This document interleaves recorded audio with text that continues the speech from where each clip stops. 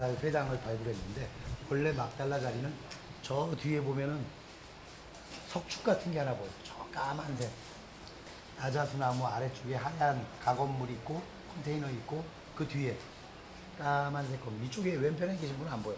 오른쪽에 계신 분 거기가 막달라인 줄 알았어요. 그래서 거기다가 둘레잡고 있고 개발을 하려고 막달라의 회당이 발견돼요. 예수님 시대 때 회당입니다. 근데 특징은 앞에 보이는 독서대가 발견돼요. 유일한 회당입니다. 저 앞에 이 세대같이 생긴 독서대. 그래서 막달라의 마크를 보면은 아까 꽃 문양이 있죠. 이 처음에 펼쳐놓으시는 거예요. 그리고 읽으시는 거예요.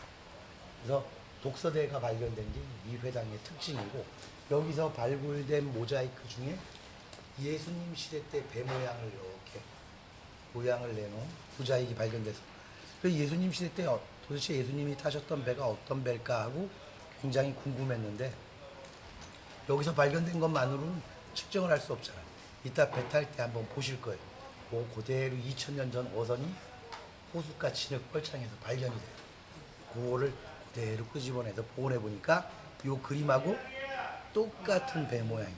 그래서 예수님 시대 배 모양도 이런 모양이었구나 하는 것도 발견이 된 거예요.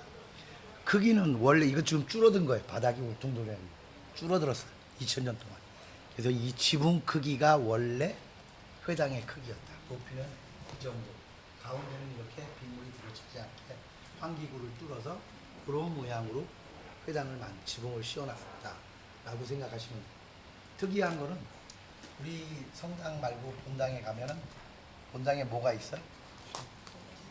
아니, 본당에 당연히 신부님이요. 교리실. 교리실 있잖아요. 네. 강의하고 할 때. 이 회당은 들어가는 입구 양쪽에 교리실 같은 걸 만들어요. 그래서 글을 모르는 사람들이니까 율사들이나 이런 사람들이 온 회중들에게 율법을 설명하고 강해도 하고 오늘날 신부님이 성경 강부를 가르치듯이 이 사람들도 이런 안식일 들어가기 전에 그런 장소에서 성경 말씀을 듣는 미리 공부하고 회당 안에 들어오는 그런 시스템이 또 갖춰져 있는 교리실로 추정되는 장소입니다.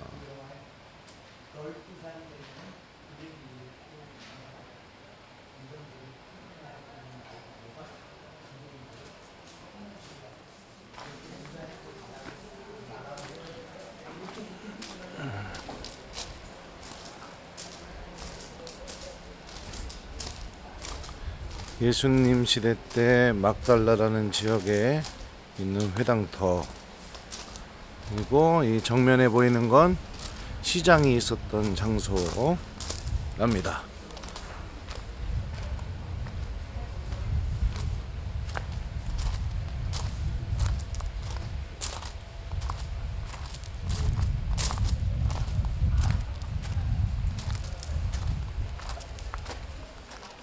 목구덩이도 있네요.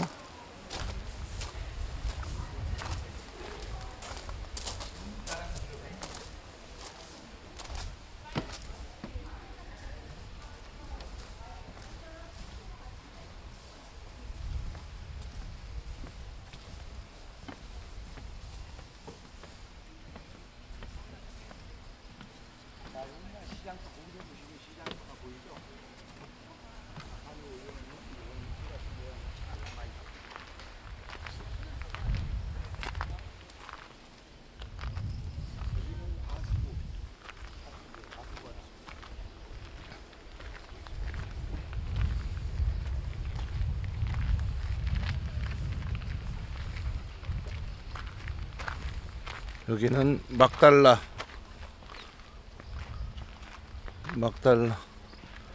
마리아 막달레나 고을입니다. 여기는 정결욕조. 남아있어. 쭉 들어가 보세요. 예. 수도 보면 돼요. 신부님 따라서 쭉 들어가세요. 정결례를 거행했던 장소.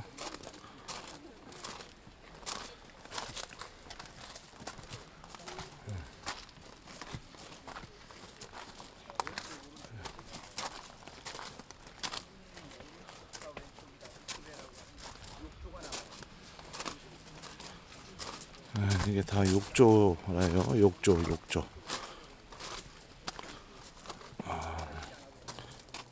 생겼네요.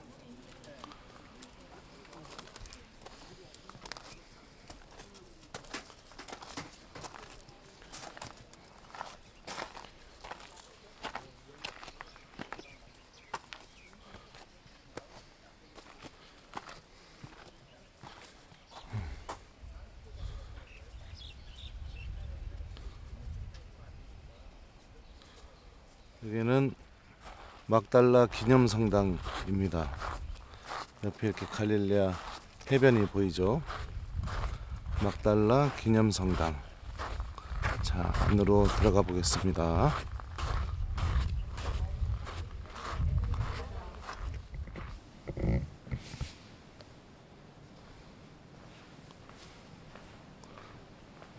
성당 안에 내부입니다.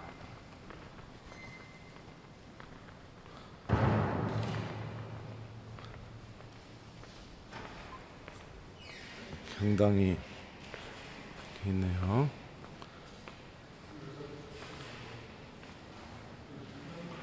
베드로가 물에 빠졌던 장면, 예수님이 손잡아서 꺼내주신 장면입니다.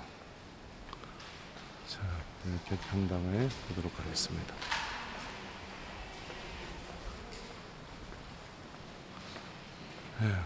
갈릴레아 호숫가에서 제자들을 부르신 장면이네요.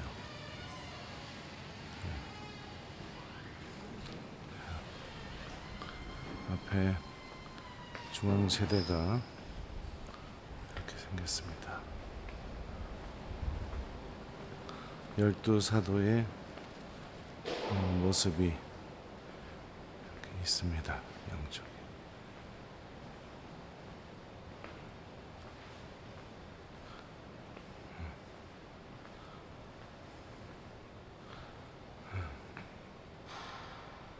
제대가 배 모양으로 되어 있습니다. 배 모양으로. 특이하죠?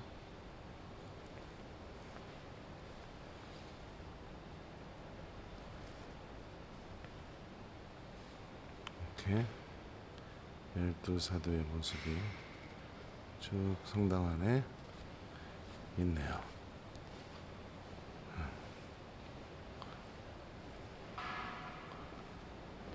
막달라 기념성당. 이제 좀 이따 여기서 미사를 하게 됩니다. 여기는 성전 입구의 천장입니다.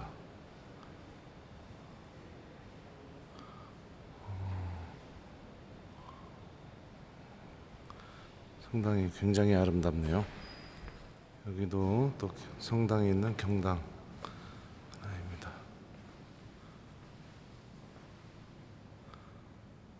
마리아 막달레나와 예수님이 만나는 장면 같습니다.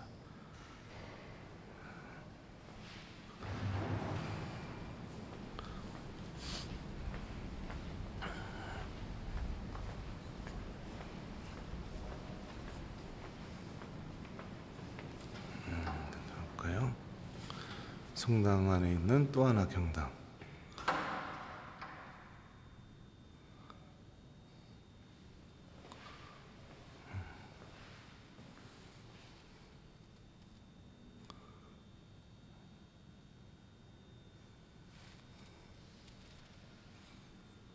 이렇게 생겼습니다. 성부와 성자와 성령의 이름으로 예. 마르코가 전한 거룩한 복음입니다. 예수님께서 배를 타시고 다시 건너편으로 가시자 많은 군중이 그분께 모여들었다. 예수님께서 호숫가에 계시는데 야이로라는 한 회당장이 와서 예수님을 뵙고 그분 발 앞에 엎드려 제 어린 딸이 죽게 되었습니다. 가셔서 아이에게 손을 얹으시어 그 아이가 병이 나아 다시 살게 해주십시오 하고 간곡히 청하였다. 그리하여 예수님께서는 그와 함께 나서시었다. 많은 군중이 그분을 따르며 밀쳐댔다. 그 가운데에 12해 동안이나 하여라는 여자가 있었다. 그 여자는 숱한 고생을 하며 많은 의사의 손에 가진 것을 모두 쏟아 부었지만 아무 효염이 없이 상태만 더 나빠졌다. 그가 예수님의 소문을 듣고 군중에 섞여 예수님 뒤로 가서 그분의 옷에 손을 대었다.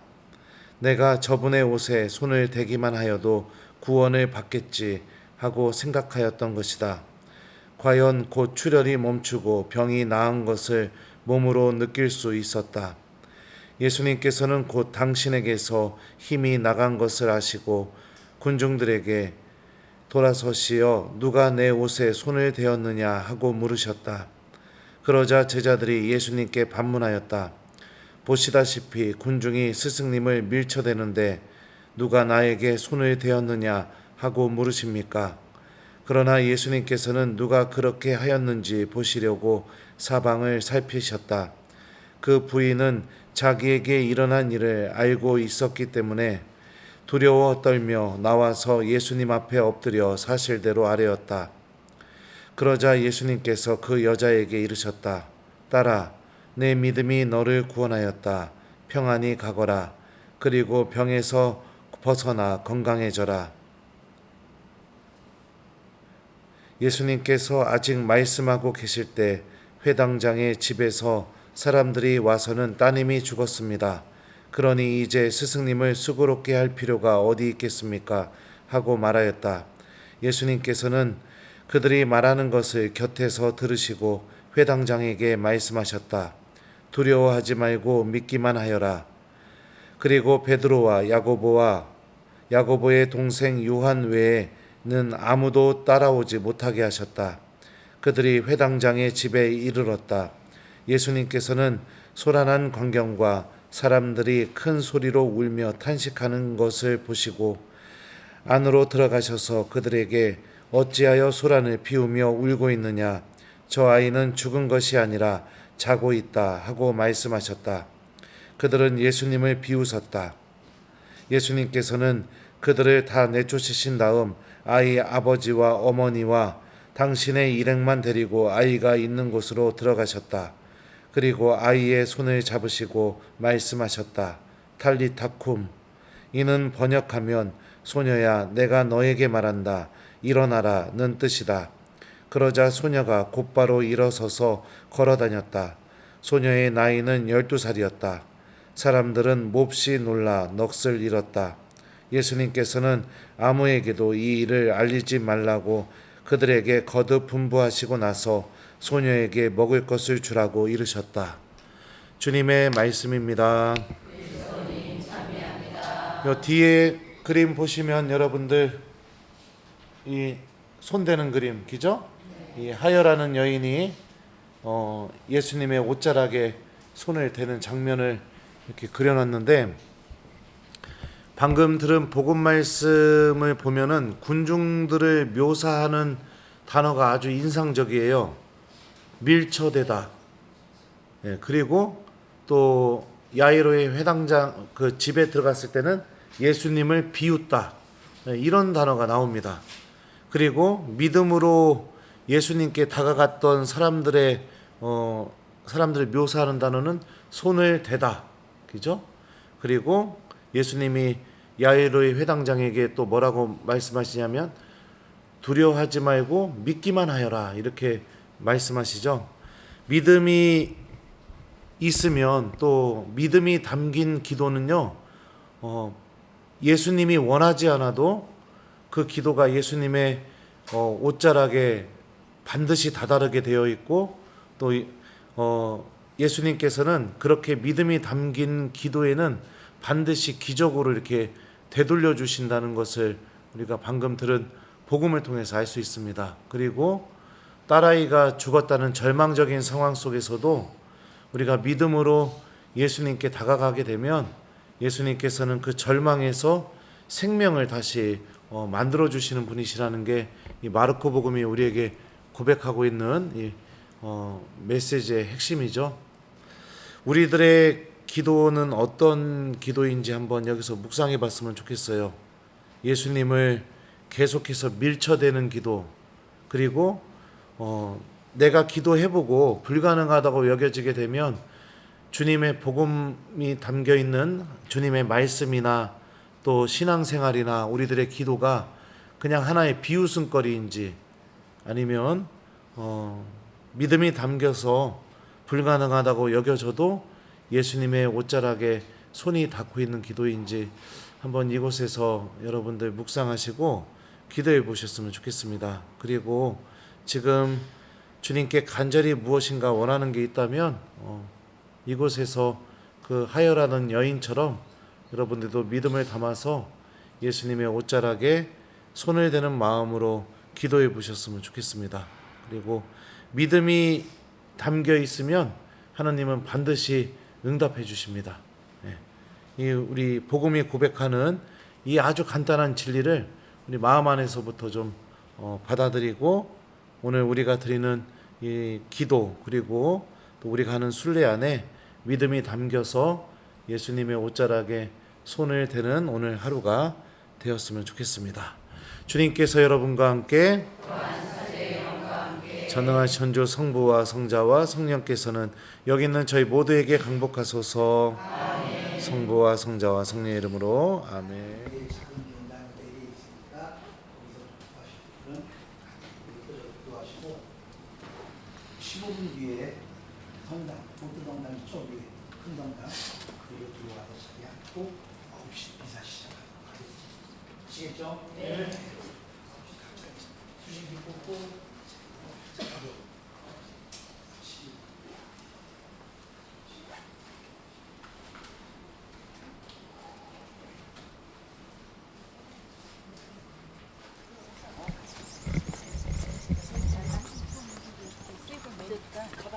촬영 갈릴레아 카나 네, 가는 길. 카나 가는 길입니다.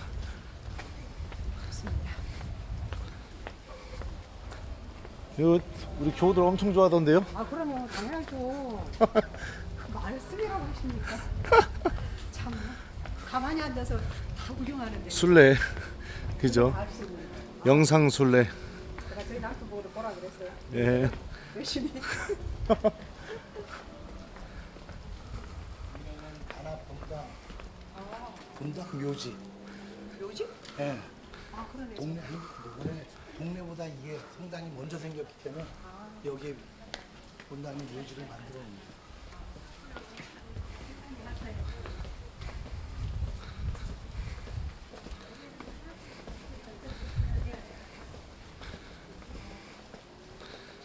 밴드 본 사람들은 100만 원씩 받아요. Wait, can of wine, $5? $5 wine. Can of wine, $5. Can of wine, $5.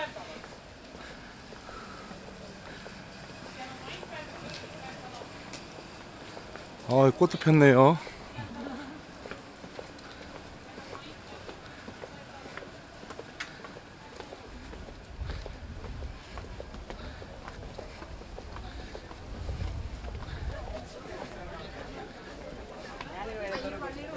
여기가 예수님께서 첫 기적을 행하신 갈릴레아 카나 성당.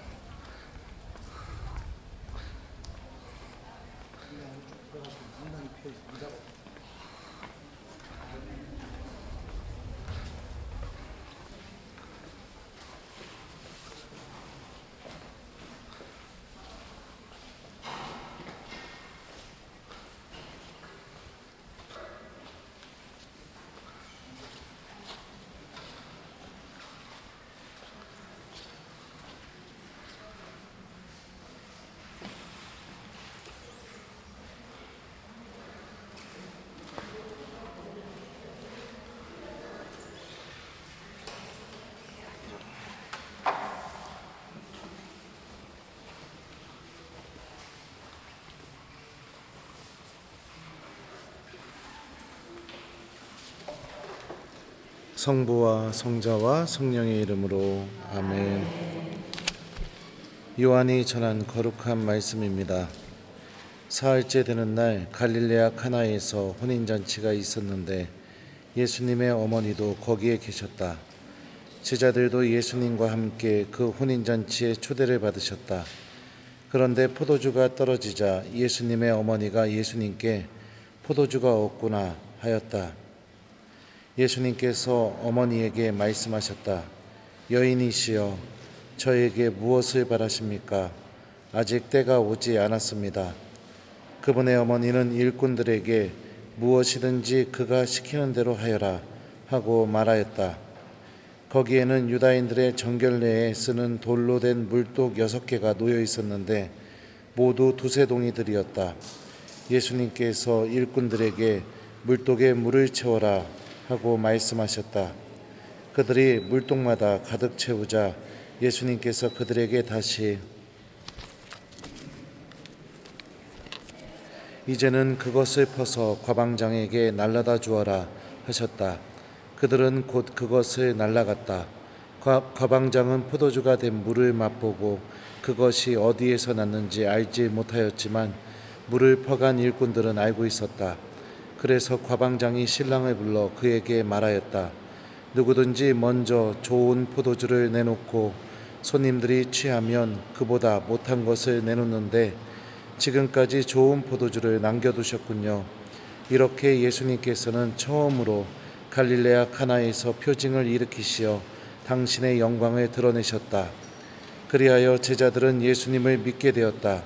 그 뒤에 예수님께서는 어머니와 형제들과 제자들과 함께 카파르나움으로 내려가셨다. 주님의 말씀입니다. 예수님께서 처음으로 기적을 이루셨던 이 갈릴레아 카나입니다. 당신의 때가 오진 않았지만 그래도 성모님의 청으로 예수님이 물이 포도주가 바뀌는 기적을 일으키셨죠. 그리고 성모님께서는 예수님께 당신의 믿음이 무엇인지를 보여줍니다. 그 성경 공부할 때 제가 얘기했던 거 기억나시죠? 무엇이든지 그가 시키는 대로 하여라. 이 말씀은 무엇이든지 그분께서 말씀하시는 것을 행하여라. 이렇게 직역이 된다고 했어요. 주님의 말씀을 듣고 내가 그 말씀을 그대로 실천하는 그 삶에 예수님께서는 기적으로 열매를 맺어주시고 당신의 영광을 드러내시고 우리들의 믿음이 제자들처럼 성장하게 해주시는 그런 열매들을 맺어주십니다. 특별히 이 카나에서 여러분들 물이 포도주로 바뀌는 것은 불가능한 일이죠. 그리고 잔치집에서 포도주가 떨어졌다는 것은 굉장히 난처한 상황이죠. 만약에 나도 이 혼인잔치처럼 굉장히 난처한 상황이 있고 또 예수님의 도움이 절실히 필요하다면 성모님께 이곳에서 여러분들 전구를 청해봤으면 좋겠어요. 그리고 나도 성모님의 모범을 본받아서 무엇이든지 주님께서 말씀하시는 것을 나도 그대로 실천할 수 있는 그런 믿음을 소유하는 은총을도 여기서 청해 보셨으면 좋겠습니다. 불가능하다고 여겨지는 거 제가 주님 탄생 예고 성당에서 강론 때 얘기했었죠.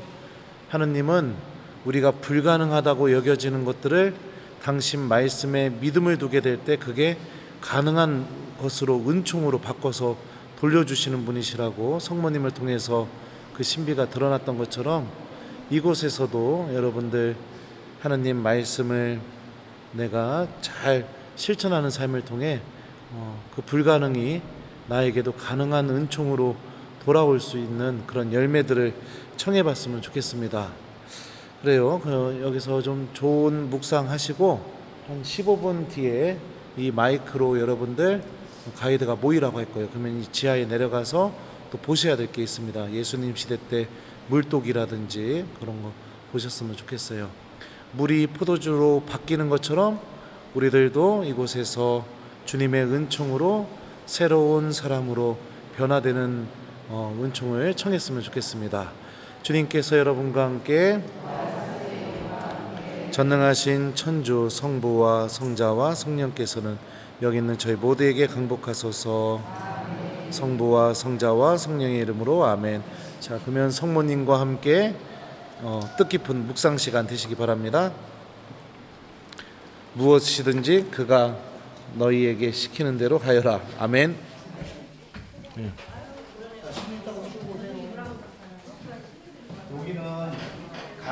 마을의 회당 자리예요. 회당 자리. 회당 유적이라고 발굴된 자리입니다. 뒤에 들리시죠? 뒤에 갖고 계시죠? 그래서 유적이 발견되면 여러분들이 특징이 뭐냐면 기둥이 보입니다. 기둥이 있으면 여기는 가나 성당 지하 유적입니다. 자, 여기는 지금 내려가면서는 가나의 혼인잔치가 있었던 집터, 집에 네, 여기는 혼인잔치가 있었던 집터고, 이거는 당시에 발굴된 물동이. 위에서 볼까요?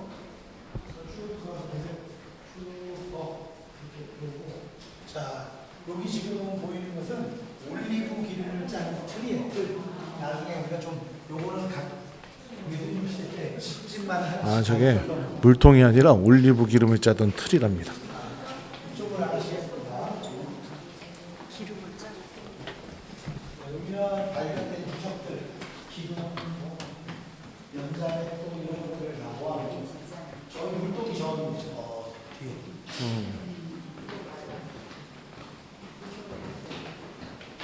이게 물동이구나. 물동이.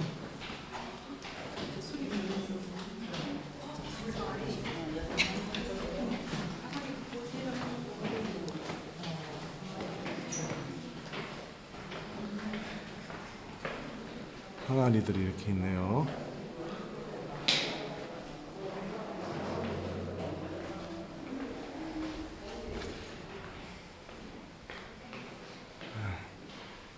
고양이.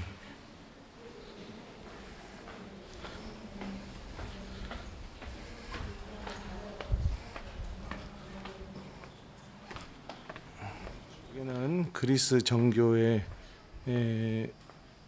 카나의 혼인잔치가 일어났다고 이렇게 기념하고 있는 성당입니다. 그리스 정교회 카나의 혼인잔치 성당입니다. 이렇게 생겼네요.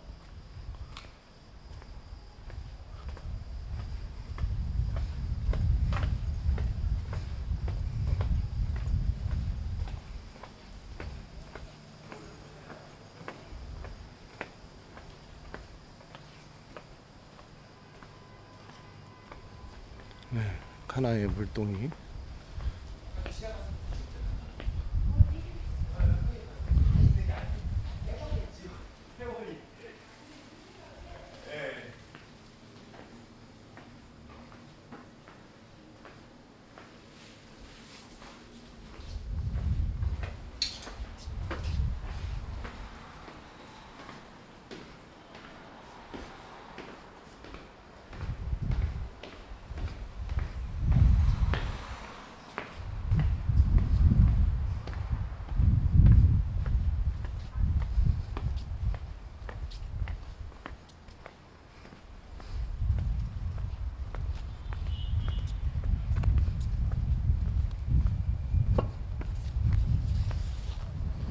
자, 여기는 갈릴레아 해변이고요.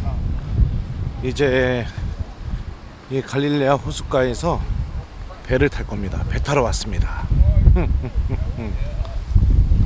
오늘따라 호수 색깔이 아주 아름답습니다.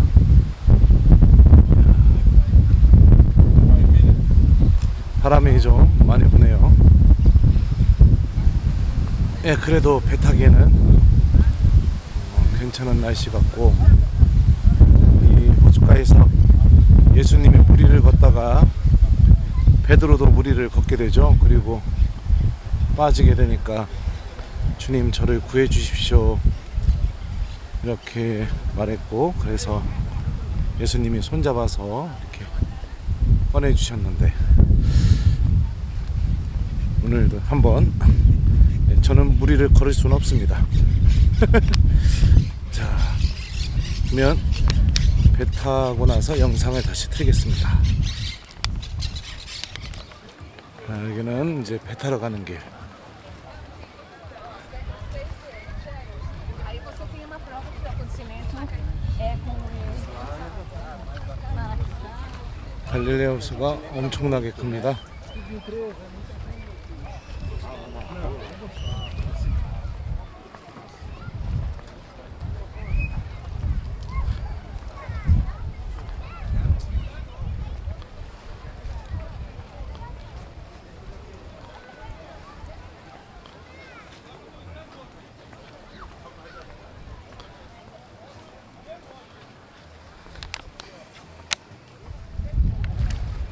여기는 배 타러 갑니다. 배가 이렇게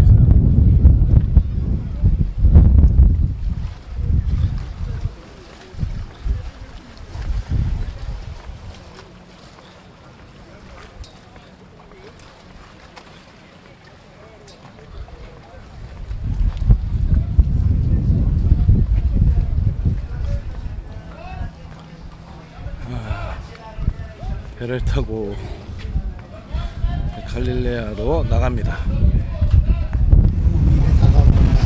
이런 걸 좀 묵상해 보려고 하신 거예요. 우리 신부님과 함께 보고 읽고 주변 경관 정보 보고 이런 시간을 갖도록 하겠습니다. 성자와 성령의 이름으로 예수님께서는 곧 제자들을 재촉하시어 배를 타고 건너편으로 먼저 가게 하시고 그동안에 당신께서는 군중을 돌려보내셨다. 군중을 돌려보내신 뒤 예수님께서는 따로 기도하시려고 산에 오르셨다. 그리고 저녁때가 되었는데도 혼자 거기에 계셨다. 배는 이미 못에서 여러 스타디온 떨어져 있었는데 마침 맞바람이 불어 파도에 시달리고 있었다. 예수님께서는 새벽에 호수 위를 걸으시어 그들 쪽으로 가셨다. 제자들은 예수님께서 호수 위를 걸으시는 것을 보고 겁에 질려 유령이다 하며 두려워 소리 질러댔다. 예수님께서는 곧 그들에게 말씀하셨다. 용기를 내어라. 나다. 두려워하지 마라. 그러자 베드로가 말하였다. 주님, 주님이시거든 저더러 무리를 걸어오라고 명령하십시오. 예수님께서 오너라 하시자 베드로가 배에서 내려 무리를 걸어 예수님께 갔다. 그러나 거센 바람을 보고서는 그만 두려워졌다. 그래서 물에 빠져들기 시작하자 주님 저를 구해주십시오 하고 소리질렀다. 예수님께서 곧 손을 내밀어 그를 붙잡으시고 이 믿음이 약한 자야 왜 의심하였느냐 하고 말씀하셨다. 그러고 나서 그들이 배에 오르자 바람이 그쳤다.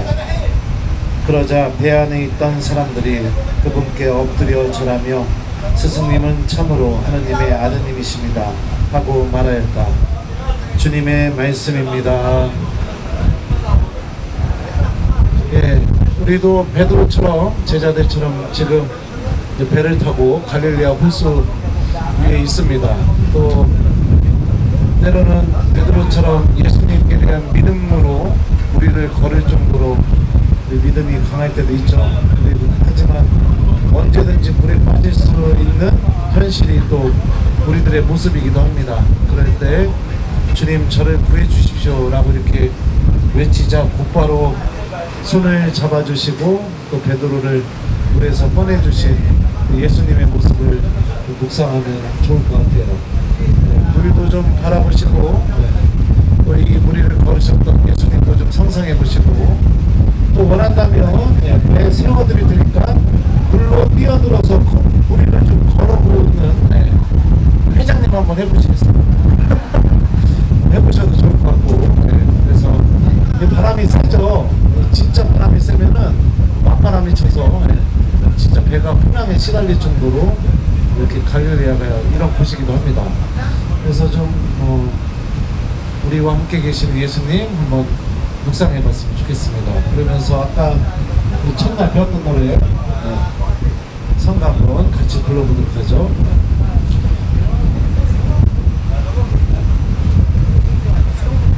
배 세워놓고 부른다고? 배 세워놓고 부른답니다. 자, 그러면은 묵상하면서 가도록 하죠.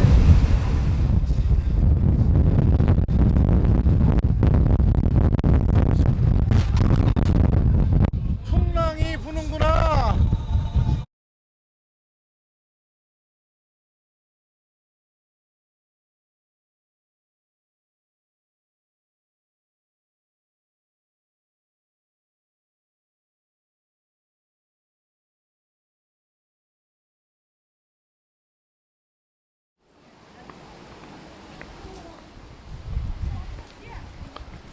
빵의 기적 성당.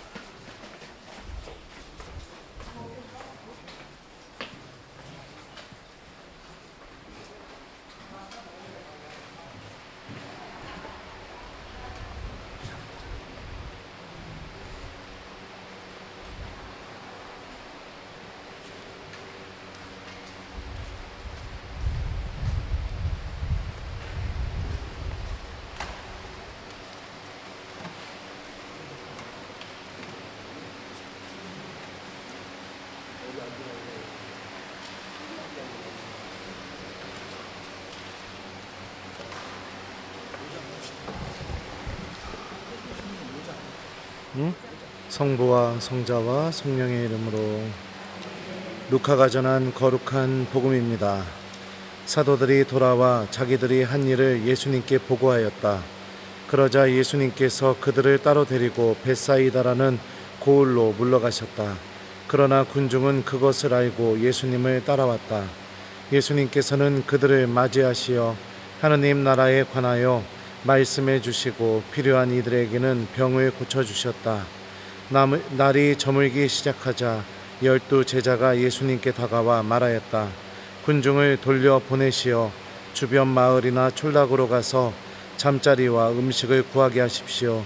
우리가 있는 이곳은 황량한 곳입니다. 예수님께서 너희가 그들에게 먹을 것을 주어라 하시니 제자들은 저희가 가서 이 모든 백성을 위하여 양식을 사오지 않는 한 저희에게는 빵 5개와 물고기 2마리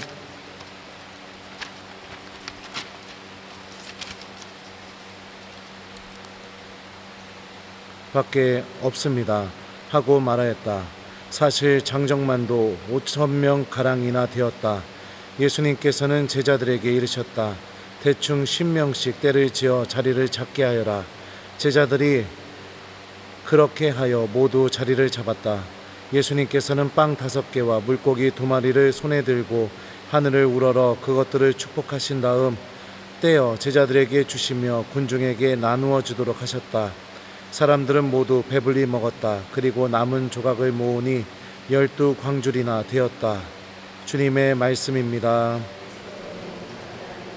네, 여러분들 제가 성경 공부할 때 이야기했던 것처럼 저 앞에 제단 밑에 보면은 이 모자이크로 이렇게 그림이 있어요. 근데 여기서 보기는 어려울 것 같아요. 이따가 성물빵 가시면 저거 사진 찍어 놓은 거 있습니다. 거기에 보면은 빵이 4개만 그려져 있다고 했죠. 나머지 빵 1개는 누구 빵이라고요? 내 빵. 네가 가진 것을 주라는 얘기죠. 그래서 예수님도 제자들에게 그러잖아요. 너희가 그들에게 먹을 것을 주어라. 이 빵의 나눔은, 빵의 기적성당은 예수님께서 빵 5개와 물고기 2마리로 5,000명 이상 되는 군중들을 먹이신 기적 이야기입니다. 이거는 뭐 도시락을 싸가지고 와서 서로 나눠 먹었다, 이것도 잘못된 해석이에요. 기적은 우리가 믿음으로 받아들여야 됩니다.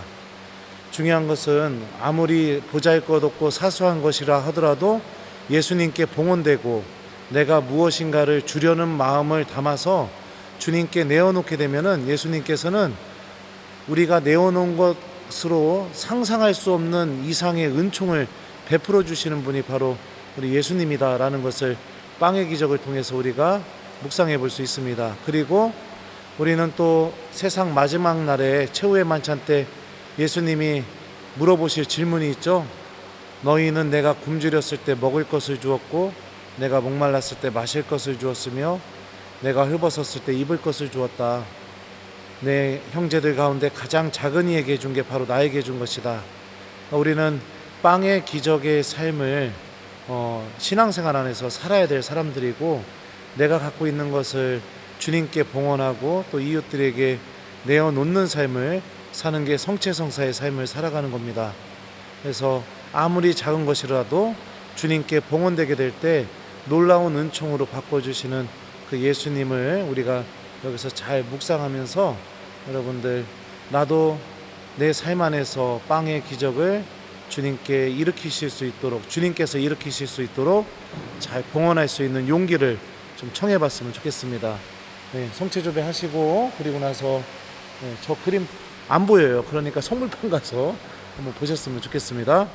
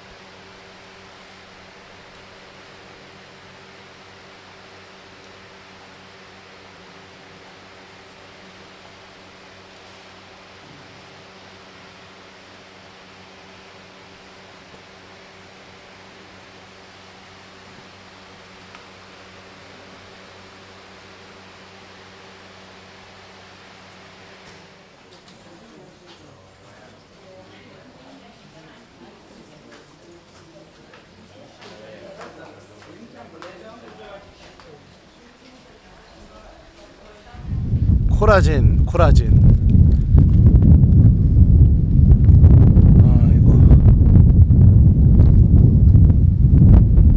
이거 다 무너진 도시죠.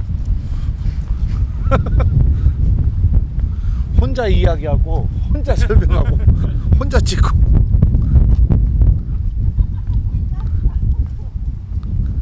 코라진.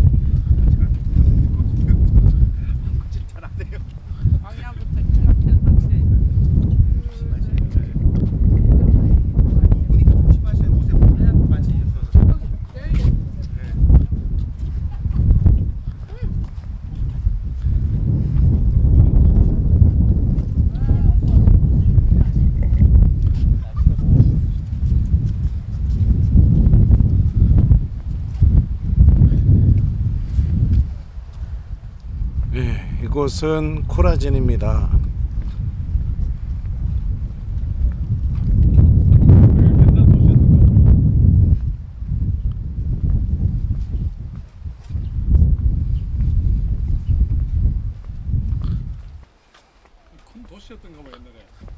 성부와 성자와 성령의 이름으로 마테오가 전한 거룩한 복음입니다. 그때 예수님께서 당신이 기적을 가장 많이 일으키신 고울들을 꾸짖기 시작하셨다. 그들이 회개하지 않았기 때문이다. 불행하여라 너 코라지나, 불행하여라 너 벳사이다야.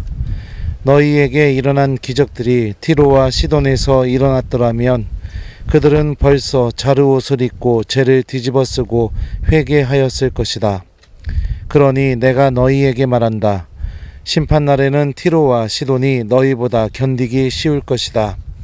그리고 너 카파르나움아, 내가 하늘까지 오를성 싶으냐? 저승까지 떨어질 것이다. 너에게 일어난 기적들이 소돔에서 일어났더라면 그 고울은 오늘까지 남아있을 것이다. 그러니 내가 너희에게 말한다. 심판날에는 소돔 땅이 너보다 견디기 쉬울 것이다. 주님의 말씀입니다. 여기서 예수님이 하신 말씀을 좀 잘 보면은 기적을 가장 많이 일으키신 고울들을 꾸짖기 시작하셨다 라고 이렇게 마태복음서 저자가 설명을 하고 있고요.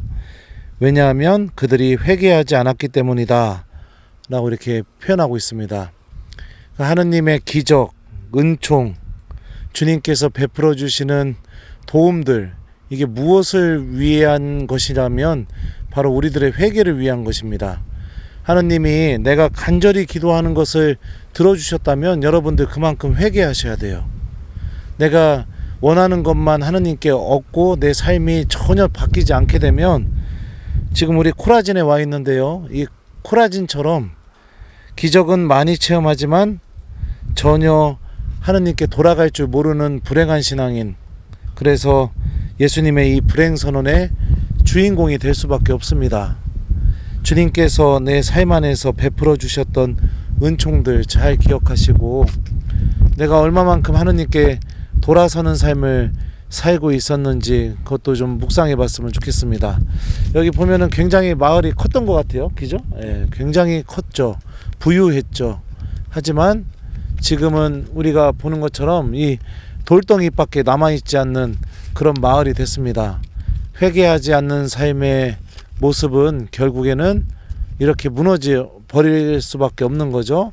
그래서 여기서 주님께서 베풀어 주신 은총에 대해서 또 도움에 대해서 우리들도 회개하고 하느님께 돌아갈 줄 아는 그런 은총을 좀 기억했으면 좋겠어요. 청할 줄만 알고 얻어낸 다음에 등 싹 돌리고 그리고선 하느님하고 아무 상관없이 살아가는 삶. 그러다가 다시 힘든 일이 생기면 청할 줄만 알고 얻어내면 등 싹 돌리고 그리고 나서 다시 하느님을 잃어버리면서 살아가는 삶.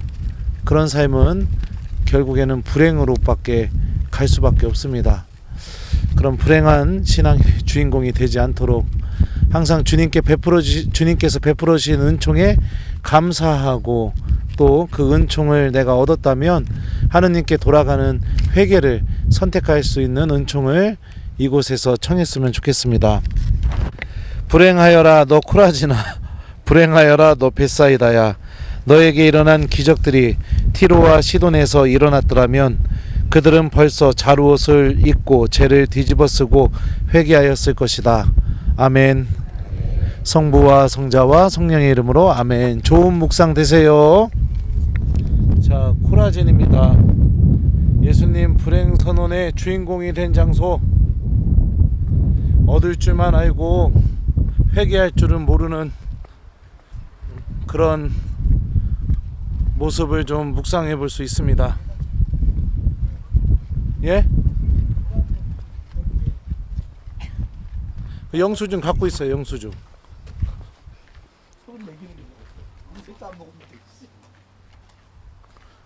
자, 여기 앞에는 우리 가이드 형제님들입니다.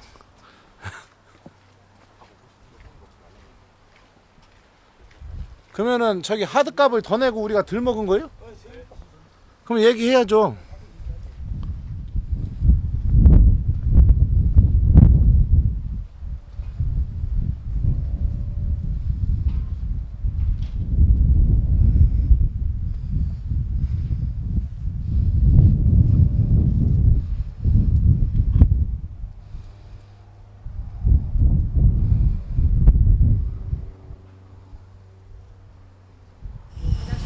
행복선언 성당입니다.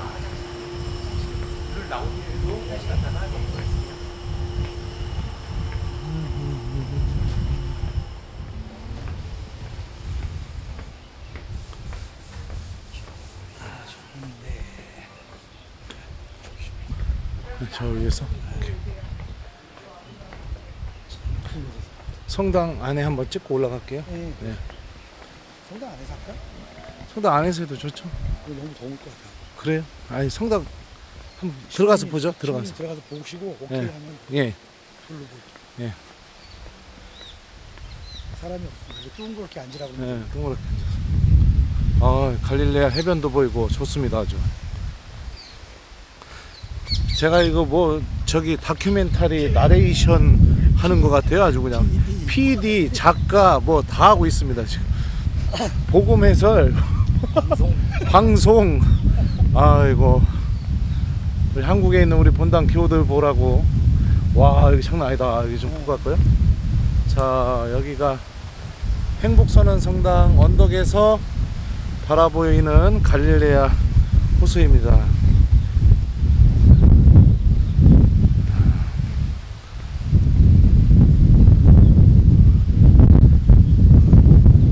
예수님께서 여기서 진복팔단 참된 행복에 대해서 말씀하신 곳이죠. 경치가 아주 너무 아름답습니다. 바람도 세게 불고.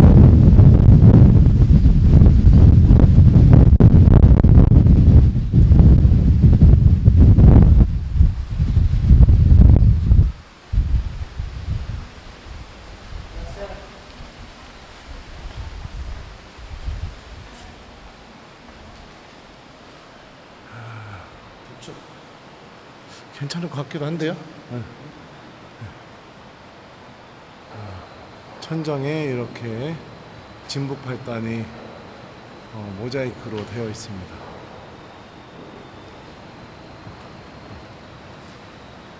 이런 분위기는 아니잖아. 네? 이런 분위기는 아니잖아. 아 그렇죠. 그러니까 밖에 나가. 네 그래요. 네.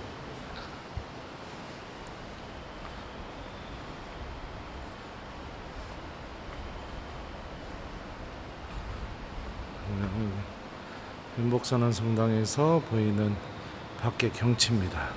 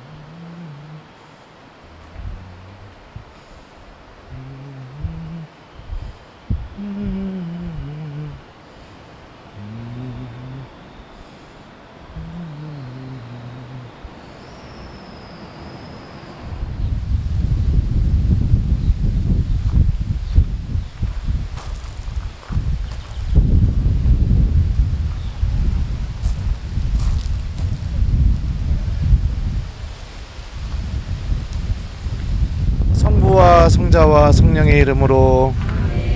마테오가 전한 거룩한 복음입니다. 예수님께서 그 군중을 보시고 산으로 오르셨다. 그분께서 자리에 앉으시자 제자들이 그분께 다가왔다. 예수님께서 입을 여시어 그들에게 이렇게 가르치셨다. 행복하여라 마음이 가난한 사람들, 하늘나라가 그들의 것이다. 행복하여라 슬퍼하는 사람들, 그들은 위로를 받을 것이다. 행복하여라 온유한 사람들, 그들은 땅을 차지할 것이다. 행복하여라 의로움에 줄이고 목마른 사람들, 그들은 흡족해질 것이다. 행복하여라 자비로운 사람들, 그들은 자비를 입을 것이다. 행복하여라 마음이 깨끗한 사람들, 그들은 하느님을 볼 것이다.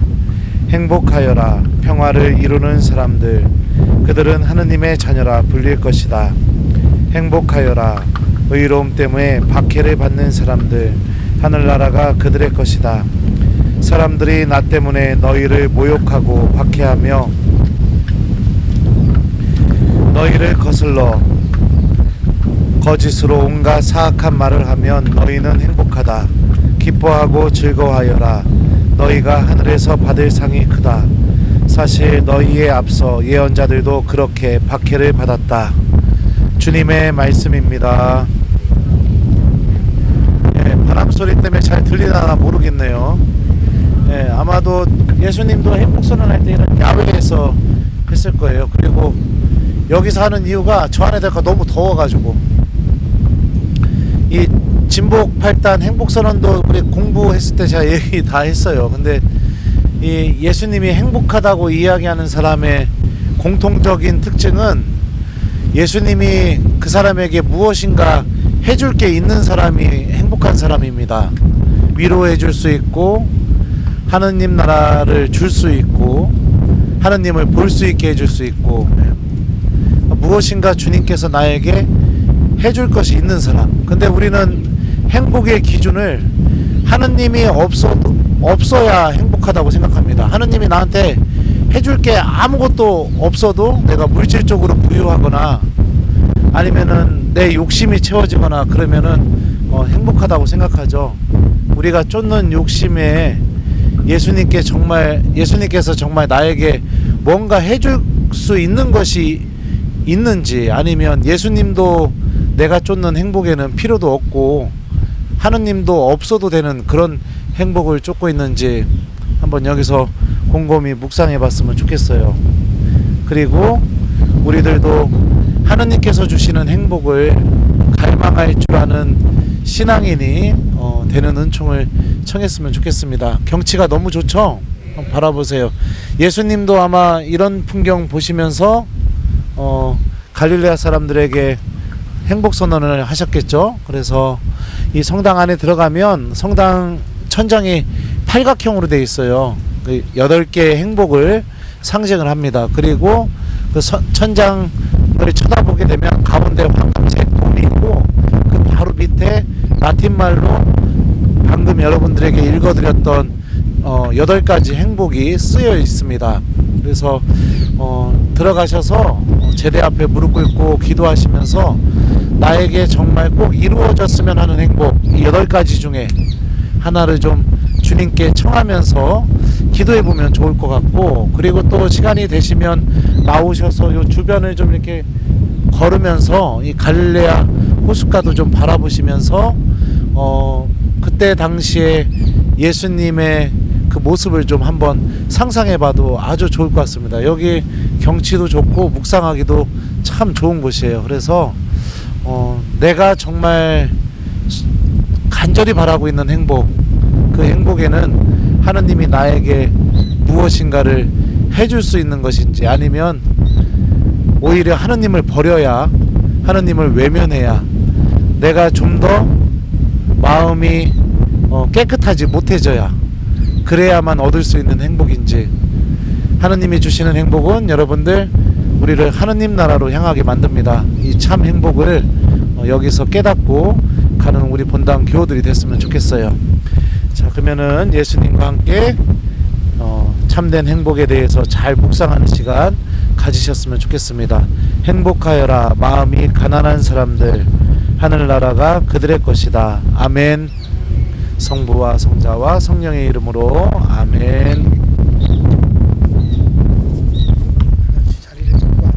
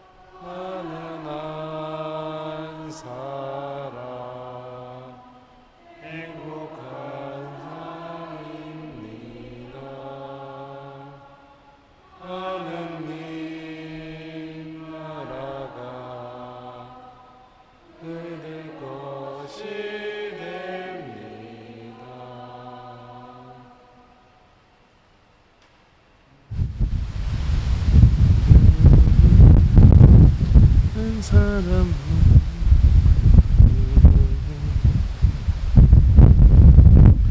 여기는 성당 바깥쪽입니다.